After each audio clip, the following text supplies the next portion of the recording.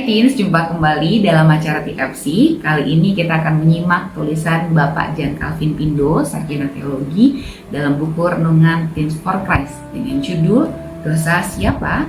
Berdasarkan Yohanes 9 ayat 1-41 bersama saya Kezia. Sebelum kita merenungkan firman Tuhan, kita bersatu dalam doa.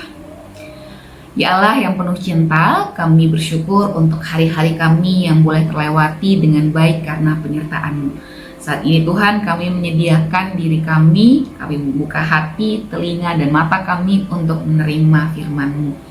Biarlah Roh Kudus-Mu dapat menuntun kami, sehingga kami dapat menjadi pelaku-pelaku firman dalam hidup kami. Dalam Kristus Yesus, Sang Firman yang hidup, kami memohon. Amin.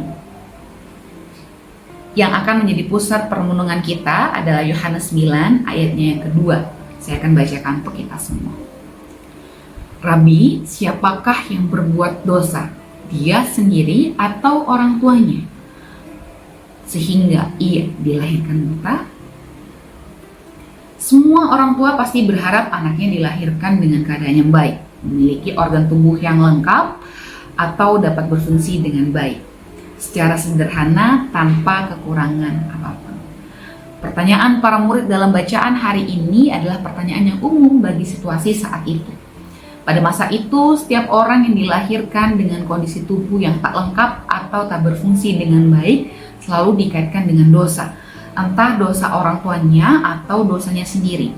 Bagi orang Yahudi saat itu, tidak mungkin orang lahir cacat atau mengalami situasi buruk bila bukan karena dosa.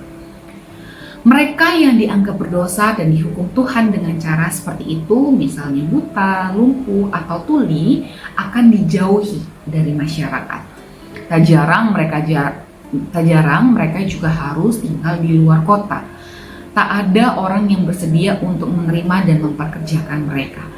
Orang-orang seperti itu dianggap sebagai sampah masyarakat. Tidak ada yang peduli pada mereka. Namun, Yesus peduli. Ia bukan hanya mengatakan dosamu sudah diampuni, tetapi juga memulihkan penglihatannya. Bila Yesus hanya mengatakan dosanya sudah diampuni tetapi ia masih buta, maka itu tidak berarti apapun. Sebaliknya, dengan menjadikan orang buta itu dapat melihat, maka ia bukan saja sembuh tetapi dosanya juga diampuni. Teens, bila kita memiliki teman yang hidup dengan kekurangan fisik, entah buta, lumpuh, tuli, atau gagap, atau yang lainnya, maka hal pertama dan utama yang harus kita lakukan adalah tidak menghakimi mereka dengan berpikir atau menganggap mereka berdosa. Sebaliknya, kita harus menunjukkan kepedulian pada mereka.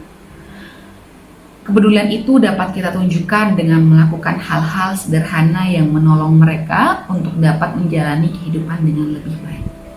Salah satunya, hal sederhana yang dapat kita lakukan adalah dengan tidak menggunjingnya. Mari kita menutup renungan kita dalam doa. Bapa yang Maha Baik, kami bersyukur untuk firman yang boleh kami baca dan kami renungkan bersama.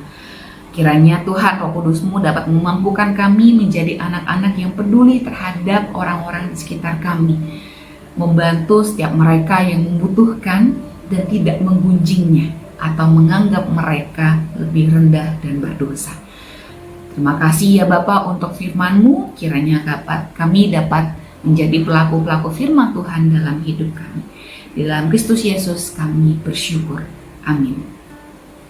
Demikianlah renungan kita hari ini. Jangan lupa subscribe, like, dan bagikan kepada yang lain.